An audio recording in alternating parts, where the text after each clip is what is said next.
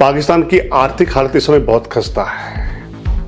वो लगभग कंगाली के दौर में है। बलूचिस्तान 1947 में भी आजादी के समय में भी पाकिस्तान के साथ नहीं रहना चाहता था। पाकिस्तान के हुक्मरानों ने बलूचिस्तान पर इतना जुल्म ढाया, उनके संसाधन इस्तेमाल किए, उनके खनिज इस्तेमाल किए, लेकिन उनको कोई बुनियादी हक नहीं दिए। कितना नदियों का पानी बह गया, कितना निर्दोषों का खून बह गया। पाकिस्तान हुक्मरानों ने सिवाय अपनी झोलियां भरने के लिए, पाकिस्तान के हुक्मरानों ने जब भी लूटा अपने देश को, उन्होंने विदेशों में संपत्तियां बना ली। किसी ने पेरिस में बना ली, किसी ने फ्रांस में बना ली, किसी ने इंग्लैंड में बना ली।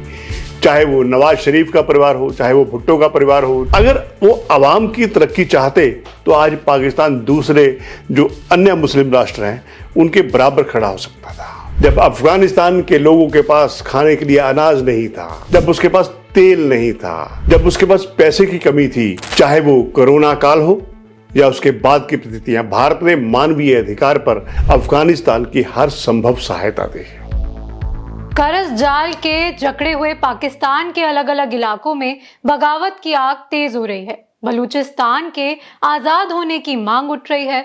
पाकिस्तान की आर्मी ने बलूचिस्तान के ऊपर इतना जुल्म कर दिया है कि अब बलूचिस्तान की लिबरेशन आर्मी ने बंदूकें उठा ली हैं। पाकिस्तान में गृह युद्ध जैसे हालात बन रहे हैं। अब सवाल ये उठता है, क्या पाकिस्तान टुकड़ों में बंट जाएगा? क्या सिंध और बलूचिस्तान पाकिस्तान से आजाद हो पाएंगे? नमस्कार, मेरा नाम है अरुंधति नौटियाल। मैं आप सभी का स्वागत करती हूं punjabkesari.com के इस खास पॉडकास्ट में। आज हम इन्हीं सब मुद्दों को लेकर अपने पॉडकास्ट में चर्चा करने वाले हैं।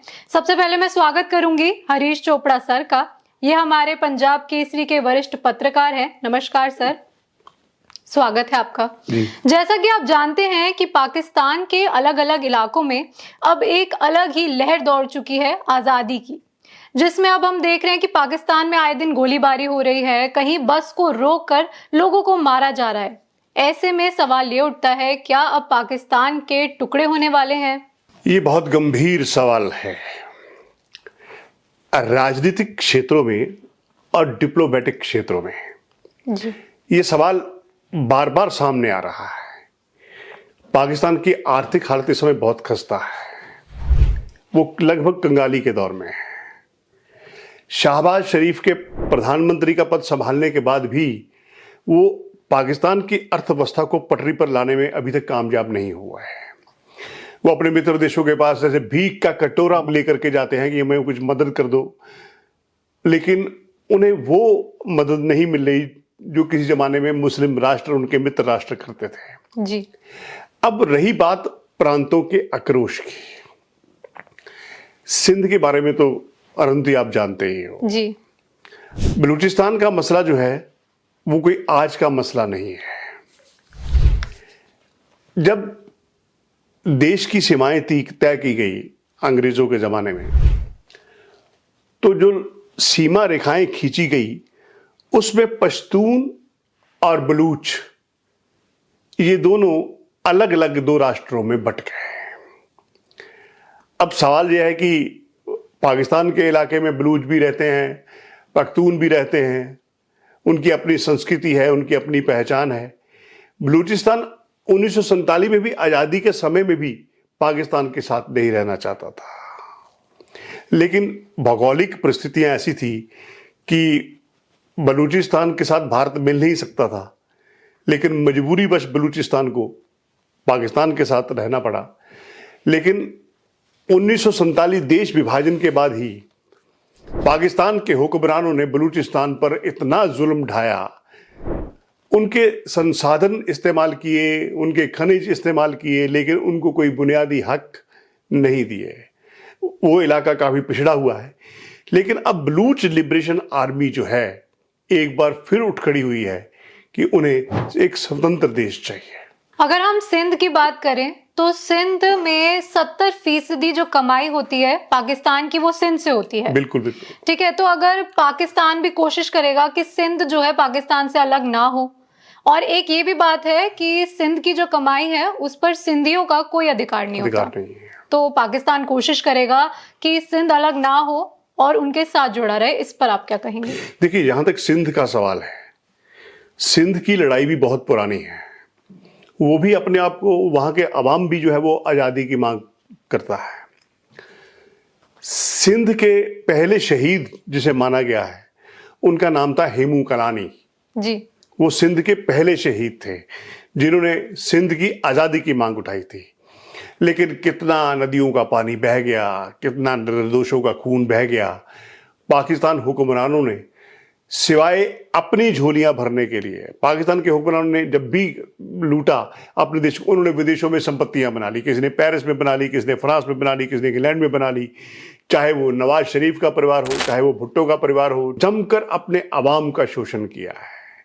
अगर वो अवाम की तरक्की चाहते तो आज पाकिस्तान दूसरे जो अन्य मुस्लिम राष्ट्र हैं उनके बराबर खड़ा हो सकता था। ये तो है सिंध और बलूचिस्तान की कहानी। अब जो मुख्य तनाव की बात है पाकिस्तान के लिए, वो है पाकिस्तान और अफगानिस्तान के संबंधों में जबरदस्त तनाव। 20 साल अमेरिका और उसके मित्र राष्ट्रों की फौजें अफगानिस्तान में खाक छानती रही। कितने साल अमेरिका और नाटो देशों की फौजें तोरा बोरा की पहाड़ियों के बीच में आतंकवादी लादेन की तलाश करती रही। अंततः वो लादेन कहां मिला? वो पाकिस्तान में छिपा हुआ मिला। अगर अफगानिस्तान में अमेरिकी सेना को नुकसान हुआ है तो उसका एक सबसे बड़ी वजह जो है वो पाकिस्तान की है। पाकिस्तान चाहता था कि अफगानिस्तान में अगर जब भी अमेरिका की फौजें वापस जाएं तो वहां जो सरकार बने वो पाकिस्तान के हुक्मरानों की कठपुतली बने। जी। अब अमेरिका की फौजें वापस चली गई। वो मंजर सब ने देखा कि किस तरह से लोग काबुल से भाग रहे हैं, लोग हवाई अड्डे के बाहर खड़े हैं, विमान के पहियों को पकड़ करके उड़ना चाहते हैं, दूसरे देश में भागना चाहते हैं, लेकिन वो आसमान से गिरे और उनकी लोगों की मौत हो गई। क्या खौफनाक मंजर इस दुनिया ने देखा है। अब टकराव का कारण क्या है? टकराव का कारण है जो पाकिस्तान और अफगानिस्तान के बीच डूरंड रेखा है। अफगानिस्तान और पाकिस्तान के बीच 2046 किलोमीटर की सीमा जाती है, जो पाक ऑक्युपाइड कश्मीर, जो जम्मू कश्मीर जिसे कहते हैं पाक के कब्जे वाला कश्मीर, उससे भी गुजर के जाती है। वो अफगानिस्तान और पाकिस्तान से भी जाती है। खैबर पख्तूनवा जो उनका है बॉर्डर का क्षेत्र है, उनसे भी गुजर के जाती है। अब सवाल ये है कि जो खैबर पख्तूनख्वा का इलाका है उसमें कबायली बहुत सालों से रहते थे। वहाँ पर धीरे धीरे तहरीके तालिबान पाकिस्तान, जो तालिबान का समर्थक माना जाता है एक संगठन, वो है तो आतंकवादी संगठन, उसने उस इलाके में धीरे धीरे धीरे धीरे अपनी घुसपैठ कर ली। तब पाकिस्तान जो था वो अमेरिका से धोखा कर रहा था और उसकी सांठगांठ तालिबान से थी कि किसी न किसी तरह से अमेरिका की फौजें यहां से चले जाएं। अब तहरीके तालिबान पाकिस्तान जो है वो सलारजाई का इलाका है खैबर पख्तूनवा में, जहां पाकिस्तान की सेना का बेस है। जब पिछले 24 दिसंबर को पाकिस्तान ने अफगानिस्तान में घुस करके एयर स्ट्राइक की जी, तो रिटेलिएट में अफगानिस्तान ने भी 28 दिसंबर को पाकिस्तान पर हमले किए और यहाँ तक कि उनके आर्मी बेस जो है पाकिस्तान का, उस पर भी अपना झंडा गाड़ दिया। तो वो जो इलाका है उस पर पाकिस्तान का प्रशासनिक कोई अधिकार नजर नहीं आता आजकल। जो खैबर पख्तूनख्वा के मुख्यमंत्री हैं वो भी इमरान की पार्टी के हैं। उनका जो रवैया है वो भी पाकिस्तान विरोधी नजर आता है। तो इसमें 3 जो इलाके हैं इस समय वो हाथ से निकलते हुए दिखाई दे रहे हैं। एक तो खैबर पख्तूनख्वा का इलाका, क्योंकि वहां तहरीके तालिबान पाकिस्तान बैठा है। पहले तो तभी कहते हैं कि आतंकवाद का समर्थन करना 2 धारी तलवार के ऊपर चलने के समान है। जैसे कि आपने अमेरिका की बात करी, तो अगर हम देखें जो विश्व के शक्तिशाली कहे जाने वाले देश हैं वो क्या बस मूर्ख दर्शक बन के रह जाएंगे या उनका कोई स्टैंड होगा पाकिस्तान की स्थिति को लेकर? देखिए, ये एक बहुत बड़ा प्रश्न है। अब आशंकाएं तो व्यक्त की जाती हैं कि पाकिस्तान का भविष्य क्या होगा, पाकिस्तान का मुस्तकबिल क्या होगा, पाकिस्तान का आवाम किस ढंग से सोचता है। लेकिन पाकिस्तान की जो अर्थव्यवस्था है, जब तक वो पटरी पर नहीं उतरती, जब तक आवाम को अपने अधिकार नहीं मिलते, तब तक पाकिस्तान प्रगति नहीं कर सकता।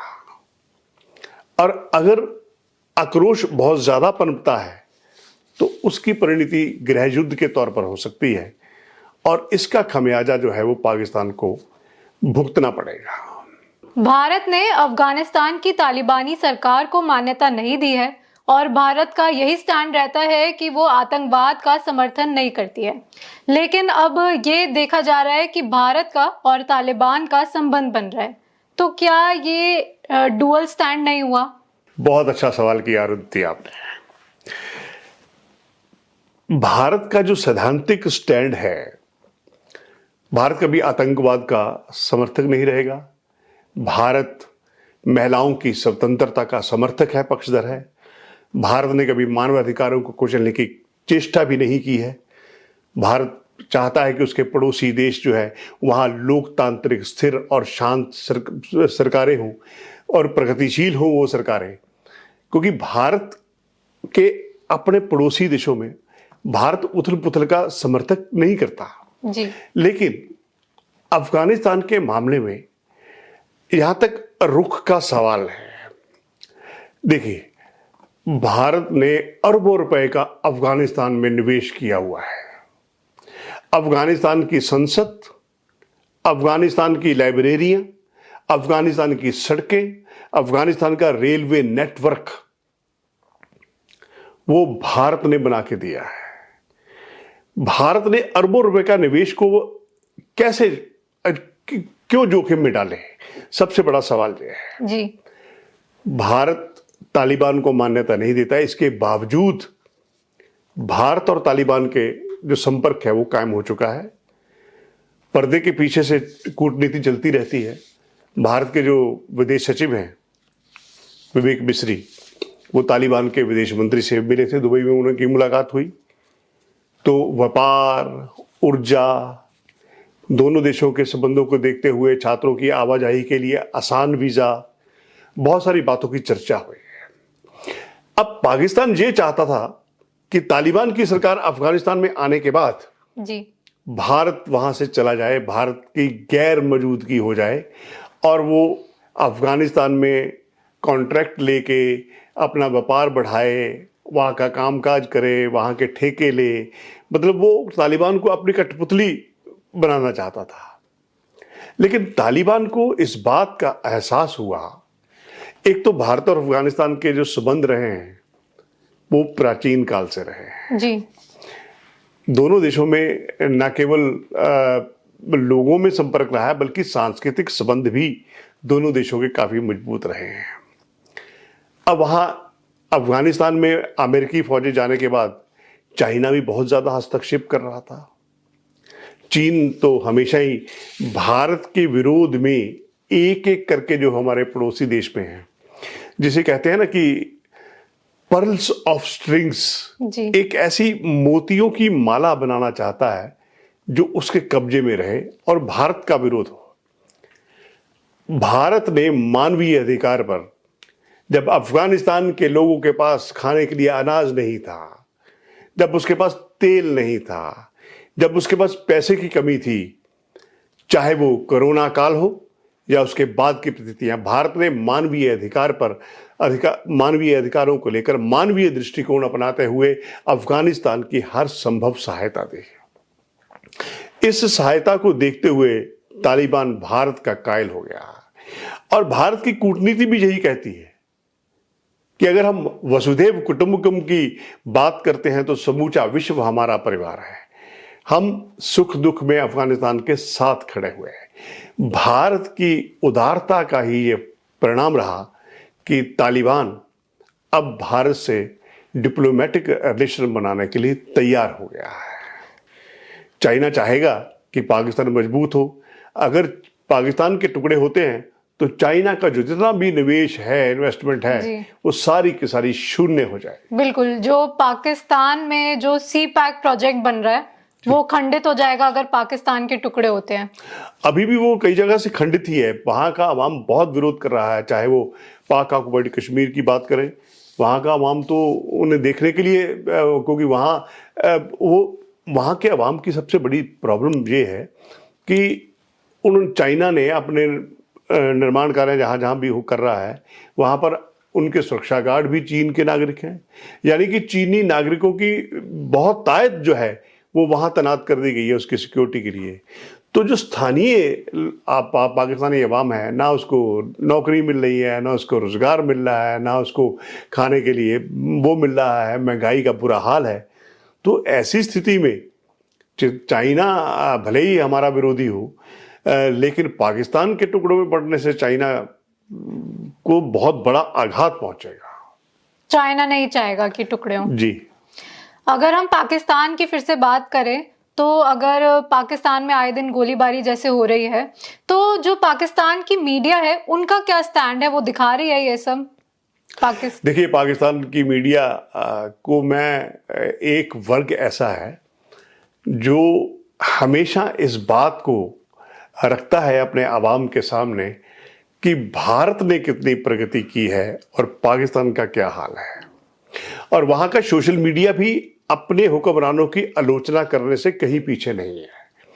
आप वहाँ का सोशल मीडिया देखिए, पाक ऑक्युपाइड कश्मीर में क्या हुआ इतने वर्षों में, और भारत का कश्मीर देखिए, भारत का कश्मीर में कितनी ज़्यादा प्रगति की है। भारत के कश्मीर में प्रधानमंत्री नरेंद्र मोदी ने भी हाल ही में बहुत बड़े पुल का उद्घाटन किया जहाँ से ट्रेन जाएगी, और जो टनल बनी है उससे भी जम्मू कश्मीर में कितनी कनेक्टिविटी बढ़ जाएगी लोगों की। तो वो उनका अवाम खुद इस बात की तुलना करता है कि अगर पाक ऑक्युपाइड कश्मीर पाकिस्तान की बजाय भारत में होता तो उनकी जिंदगी कितनी बेहतरीन होती। अब भारत पर क्या प्रभाव पड़ेगा अगर पाकिस्तान के टुकड़े होते हैं? तो भारत कभी नहीं चाहेगा कि पाकिस्तान के टुकड़े हों। मानवीय आधार पर भारत ने हमेशा पाकिस्तान को अपना छोटा भाई माना है। ये अलग बात है कि पाकिस्तान ने आतंकवाद को अपनी राष्ट्रीय नीति बना लिया, लेकिन यह भी वास्तविकता है कि पाकिस्तान की सेना ने लगातार अपनी बूटों के तले पाकिस्तान के लोकतंत्र को रौंदा है। आज तक भी वहां पर जो है वो स्वस्थ लोकतंत्र नहीं आ पाया। जो भी हुक्मरान रहा वहां गद्दी नशीन होता है, अगर पाकिस्तान की सेना के साथ उसके संबंध अच्छे हैं तो वो सत्ता पर टिका रहेगा। अब इमरान खान का उदाहरण हमारे सामने है।